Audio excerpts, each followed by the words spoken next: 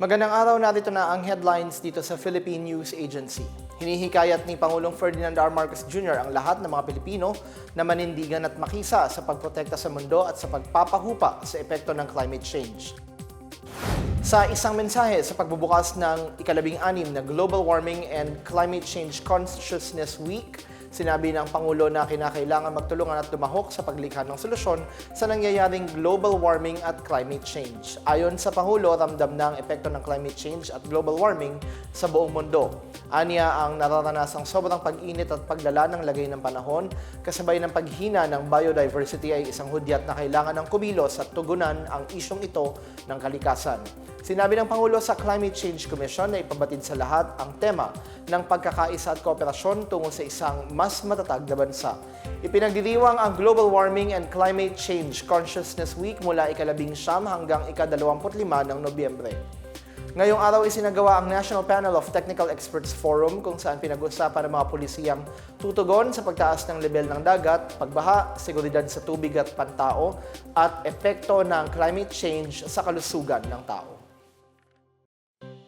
Umabot na sa mahigit 81,000 pamilya ang inuulat na naapektuhan ng masamang panahon dulot ng shear line at ng low pressure area.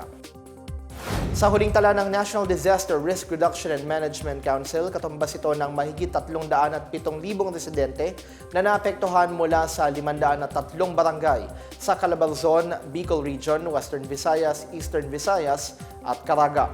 Mahigit 3,600 pamilya naman ang lumikas sa mga evacuation center. 31 bahay ang napinsala sa Bicol, Western Visayas at Eastern Visayas. Apektado rin ang 32 road section at 3 tulay sa Mimaropa, Bicol, Western Visayas at Eastern Visayas kung saan 21 daan at 2 tulay ang hindi madaanan. Ayon sa Pag-asa, magdadala pa rin ng malakas na pagulan ng shear line sa susunod na 2 araw.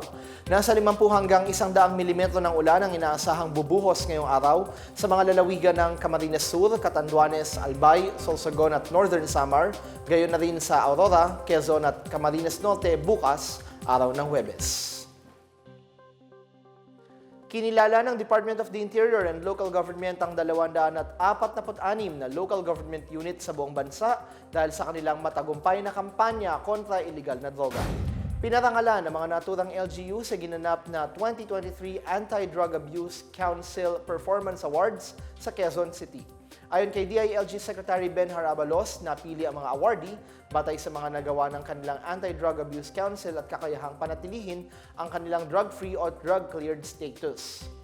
Pinagbatayan din ang bilang at porsyento ng mga lumahok at nakatapos sa kanilang community-based drug rehabilitation program. Binigyan naman ng espesyal na pagkilala ang mga LGU na may pambihirang pagsisikap sa pagpapatupad ng mga drug rehabilitation program at inisyatibo sa kanilang komunidad. 17 Pilipino na crew ng isang barko ang kumpirmadong kasama sa mga binihag ng rebeldeng grupong Houthi na nang hijack sa isang cargo vessel sa Red Sea nitong linggo ayon sa Department of Foreign Affairs. Ayon kay DFA Undersecretary Eduardo De Vega, maaaring may kaugnayan umano ang insidente ng hijacking sa patuloy na hidwaan sa pagitan ng Israel at Hamas dahil pag-aari umano ng Israel ang naturang sasakyang pandagat. Nasa 25 crew ng barkong Galaxy Leader mula sa mga bansang Bulgaria, Romania, Ukraine, Mexico at Pilipinas ang hawak ngayon ng mga rebeldeng Houthi ng Yemen. Tiniyak naman niya ng mga nang-hijack na hindi nila sasaktan ang mga dayuhang trabahador ng barko. Ayon kay De Vega, nakatakdang magpulong sa Malacanang ang iba't ibang ahensya ng pamahalaan, kabilang ang Department of Migrant Workers at Overseas Workers Welfare Administration hinggil sa insidente.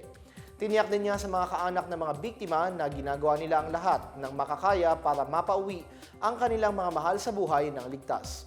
Umaasa naman si De Vega na makakalaya na ang mga Pilipinong bihag ng Hamas, partikular na ang mga kababaihan at mga bata. Ayon sa DFA, patuloy nilang binabantayan ang mga pangyayari sa Gaza. Naipaabot na rin umano nila sa Israel ang kahilingang bigyan ng prioridad ang mga Pilipinong patuloy na naiipit sa hidwaan ng dalawang panig. Balita sa ibayong dagat, nagkasundo ang Israel at Hamas na magkaroon ng 4 na araw na tigil putukan upang mapadali ang pagpapalaya sa 50 bihag sa Gaza kapalit ng 150 bihag na Palestino sa Israel. Ayon kay Israeli Prime Minister Benjamin Netanyahu, Palalayain nila ang nasa 50 bihag na babae at mga bata sa loob ng 4 na araw kung saan magsasagawa ng tigil putukan ang dalawang panig.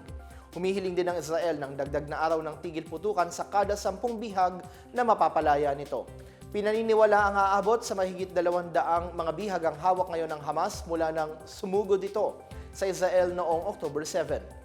Sa loob ng 4 na araw na tigil putukan ay ititigil na magkabilang panig ang trapiko sa himpapawid sa gawing timog ng Gaza mula alas 10 ng umaga hanggang alas 4 ng hapon.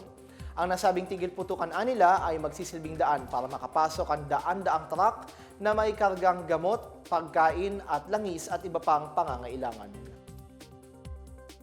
Ngayon pa lamang ay dinarayo na ng mga mamimili ang Dapitan Arcade para bumili ng kanilang mga dekorasyon para sa Pasko. Kung bakit, alamin natin yan sa ulat ni RB Abaracoso.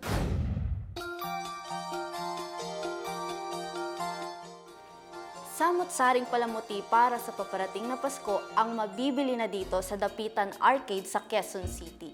Ayon sa ilang nakausap ng Philippine News Agency, mas pinili nilang bumili ng kanilang mga pangdekorasyon dito dahil bukod sa magaganda ang bilihin, marami ding pagpipilian. Katulad na lang ni Ronnie Henese na aming kinamusta habang bumibili dito. Naghahanap ng magandang pang-display. Mayroon na po.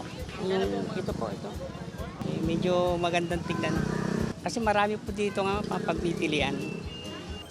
Dito sa Dapitan Arcade, maaaring makabili ng iba't ibang sari-saring Christmas tree, Christmas lights, mga palamuti tulad ng mga figurines, mga kulay ng mga parol at iba pa. Si Danica Maniago, dumayo pa nga dito mula sa Pampanga. Po, mura. Tsaka madami pong pagpipilian. Christmas tree po yung binili namin, tsaka mga Christmas lights, tsaka yung mga flowers. From Pampanga pa po kami. Nasa sasakyan na lahat. Puno na. Pagdating naman sa presyuhan ng mga ibinebentang Christmas decor dito, ayon sa ilang nagtitinda, nakadepende ito sa klase ng mga dekorasyon. Katulad na lamang umano ng Christmas light na mabibili mula 150 pesos hanggang 1,500 pesos. Depende sa haba at dami ng ilaw nito. Kwento ng mga nagtitinda dito tulad ni Rex Apolentissima, mas mabenta ngayon lalo pat maluwag na di gaya noong kasagsagan ng COVID-19 pandemic. Medyo maganda-ganda ang bintahan ngayon kaysa mga nakaraang taon at nung pandemic talaga halos walang tao. Ngayon medyo maluwag na, kaya medyo nakakaluwag-luwag na rin sa bentahan. Payo din nila, mamili na habang maaga pa para makapamili ng maayos at hindi na makipagsiksikan kapag malapit na ang Pasko. Para sa PNA Headlines, ako si RB Abaracoso.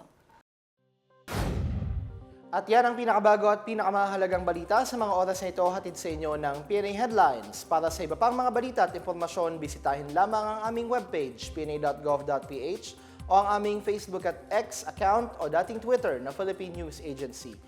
Ipinapalabas din ang PNA Headlines sa Facebook page na Serbisyo. Mapapanood din ang PNA Headlines sa pamagitan ng link sa website ng News and Information Bureau, sa ilalim ng PNA News sa YouTube account ng Philippine News Agency at sa Facebook page ng Presidential Communications Office o PCO. 33 araw na lamang po, Pasko na. Ito ang PNA Headlines, naghahatid ng mga balitang nagbubuklod sa bagong Pilipinas. Ako po si Benj Bondok. Magandang gabi.